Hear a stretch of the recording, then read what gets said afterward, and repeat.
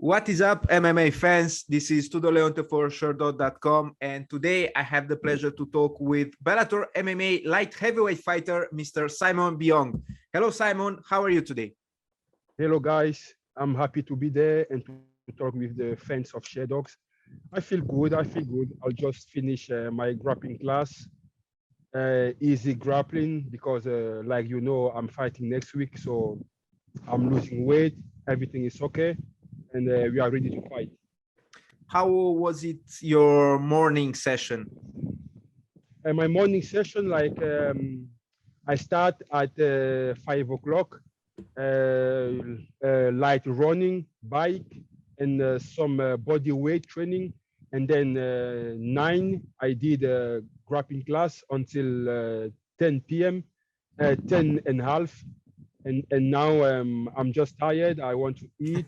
But before I did that interview, because it's also important for me to share my thoughts with the MMA fans and get in touch with guys before my upcoming fight. I won't take too much of your time. Listen, when are you leaving for London? I'm leaving Italy like Monday 9, Okay. 1 p.m. And I will be in London in the 5 p.m. Yes, 5 p.m. I will be with my 2 coaches, and we're gonna go together to the hotel. So you're going to London since you're scheduled to face Luke Trainer at Bellator London on May the 13th. May I ask you a few questions about your training camp and where have you been preparing for this fight? For this fight, I was prepared in Germany, Düsseldorf, especially in UFD gym. UFD gym is like the most famous gym in Germany. Okay. And yes, because like you know, as a light heavyweight in Italy, I have too much problem to find some technical and good sparring partner. So I found a solution in Germany because there are a lot of guys who come across Europe. There are a lot of UFC fighter, KSW fighter, PFL fighter. So I found there a good technical level and also good coaches who have helped me to pass my camp. And yes, the camp was good and everything go 100% good. I recently spoke with Tommy Diakovic. I guess you know him, right? Yeah, 100%. Yeah, he actually, told me that UFD gym is, getting bigger and bigger every day. The team is growing. May I ask you a few of the names you have been training with? Like you know, there is some big name in UFD, and to told you really, I cannot give the name of all the big guy, but I'm gonna give you some the most popular, the most famous, like Roberto Soldic, Abus Magomedov, and David Zavada. Just those 3 can make you think about the level of the fighter in this gym. You already mentioned it, a little bit, but who is going to be in your corner for this fight? My head coach will be in my corner. His name is Ivan Ippolit. And my second corner gonna be Leozada Noguera, my luta libre and grappling coach. Listen, I guess you prepared, your fight very well. You know your opponent since you studied him. May I ask you a prediction for your fight? Oh, this is hard, because I'm like, if you saw my previous fight, I'm basically an opportunist.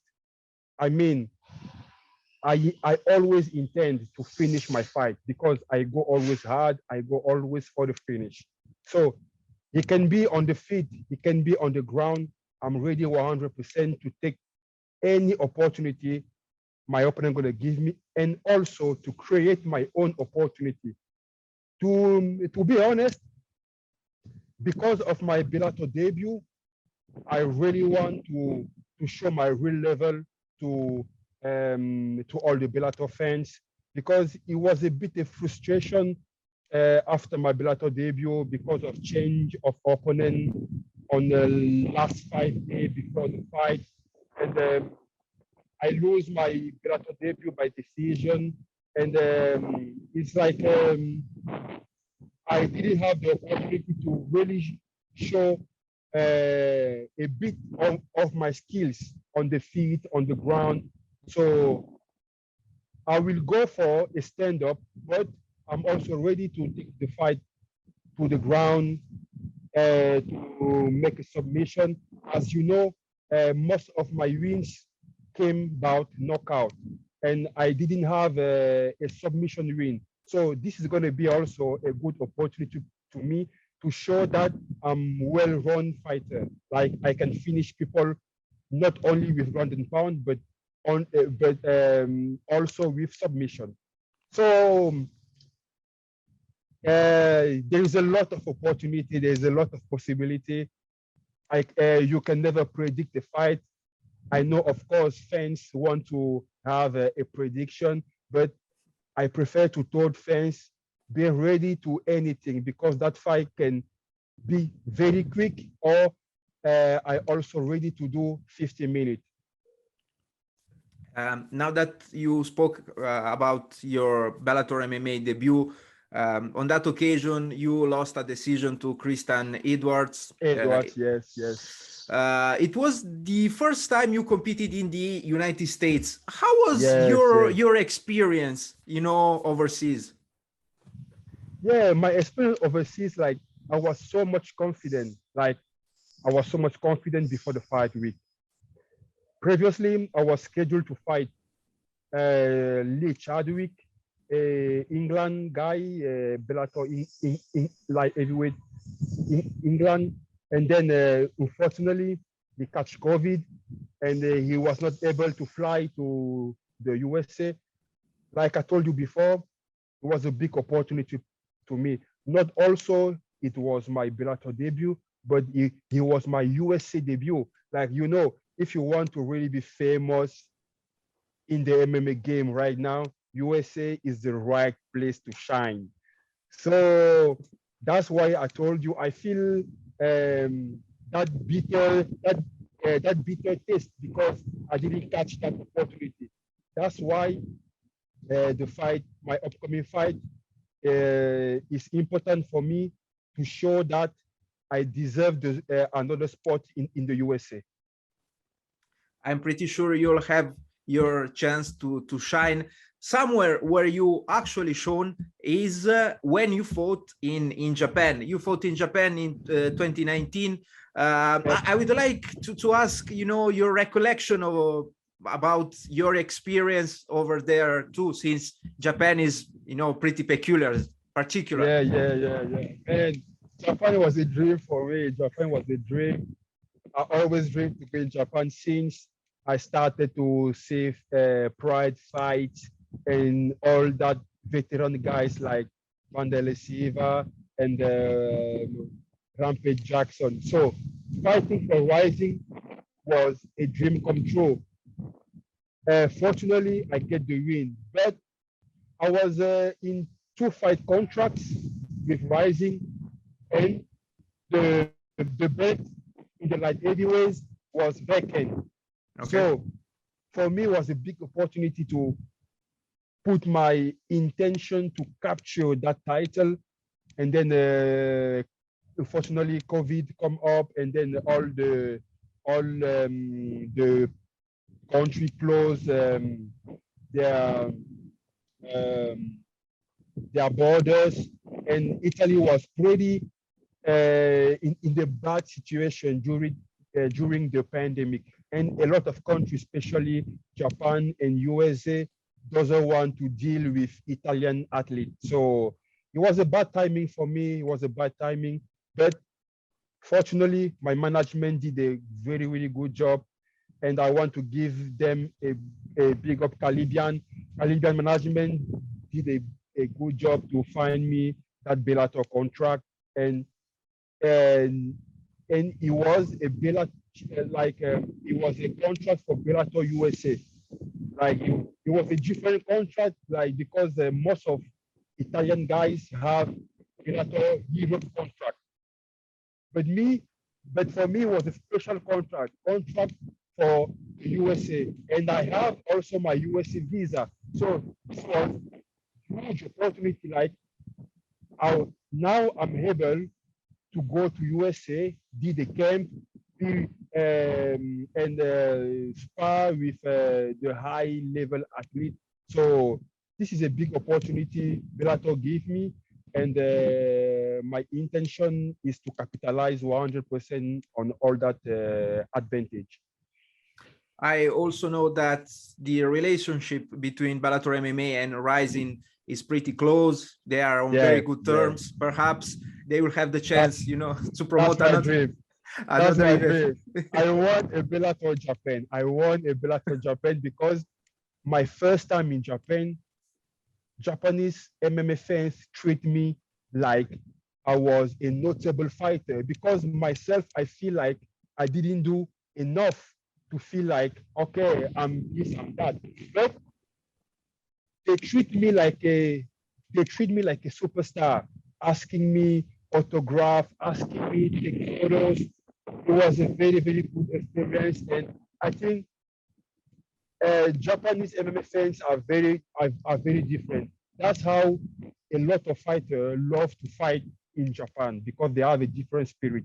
They have a different spirit, and they know how to treat athletes. Yeah. Listen, I was also expecting to see you competing at Bellator Paris.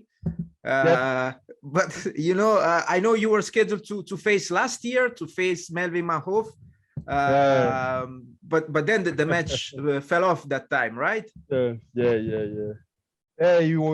it was also another bad timing in my career. Like in this last year, in this past time, I faced a lot of setback. Like didn't have the opportunity to go back to Japan first, and I was also scheduled to fight on the contender series of the Dana White, and after that, I have the opportunity to face the legend himself in Melvin Manhoef. And ultimately, I faced a very hard injury because I did a meniscal surgery. My second time to do a meniscal surgery. So, and then I lost my USA debut and Bellator debut. So it's a lot of setback.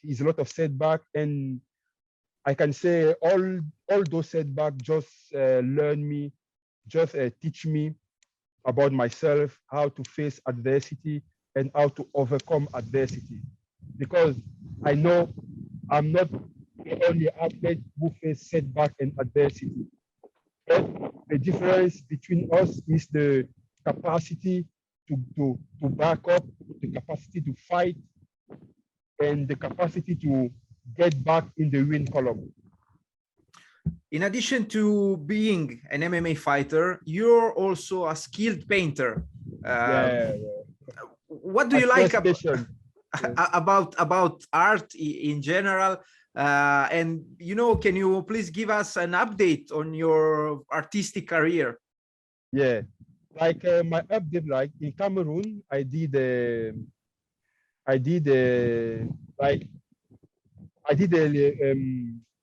school of art in I don't know the real word in English, but my first touch with art was at the age of 5. So I start drawing, I start reproduce famous animes like Dragon Ball Z, like Topolino, these things. I start to reproduce this thing. And then my father was always angry because in that moment, for him, there not a possibility to have a living as an artist. And also today, an artist in Cameroon is a hard life because you don't have many opportunities. So my father was not okay with that. He was not okay with that.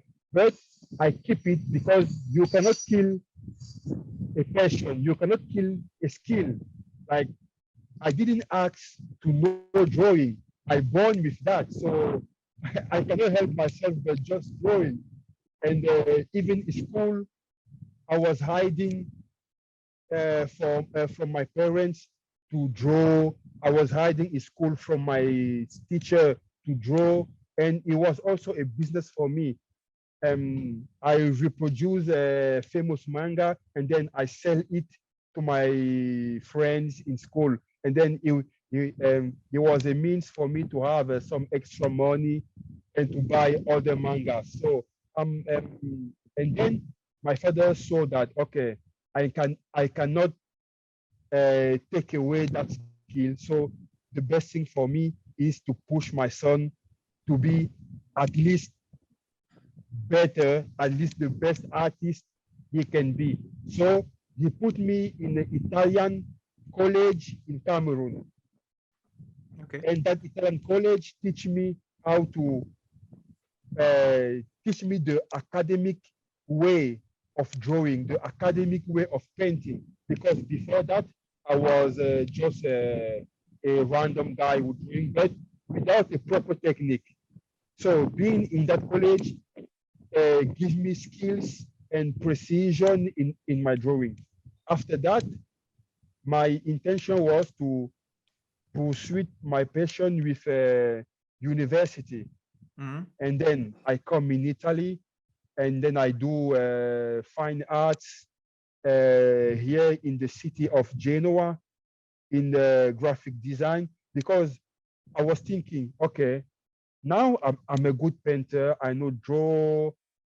I have to add some more skills because now we are in the era of digital 5G and all the stuff. And now we talk about NFT, we talk about the metaverse. So I think, okay, it's going to be interesting maybe to have skill in the digital world. That's what I choose to do graphic design. And now I finished my academics in graphic design. And after that, I fall in love with MMA because before that, I was a basketball player. Never did martial art in my life. Never, even judo or just basketball. And then I fell in love with MMA. I started to train. I started to fall in love with the difficulty because I'm a competitor. I really love to do competition. I really love to test myself and to be in that sweatful position where I have to overcome my fears and put my will to win in the first place. And that's how slowly I started to shift MMA. Slowly I start to shift into MMA. And now, uh, when I'm not in training camp, when I'm not preparing a fight, I took most of my time to do painting because I'm selling painting on internet. I have an Instagram. For who don't know, please guys, add me on Instagram, Pharaonics Design, Pharaonex Design, because there you can see my works, you can see my artworks. I'm selling portrait and digital stuff. And yes, if I'm not in the cage, I am in front of a paper or a canvas, trying to put my mind in other things because I think like this world is not just physical. Like the mind of artists has to be multi-dimensional. So I saw things in multi-dimension. This allow me to is a way of meditation. When I'm Yeah. drawing, I'm not there.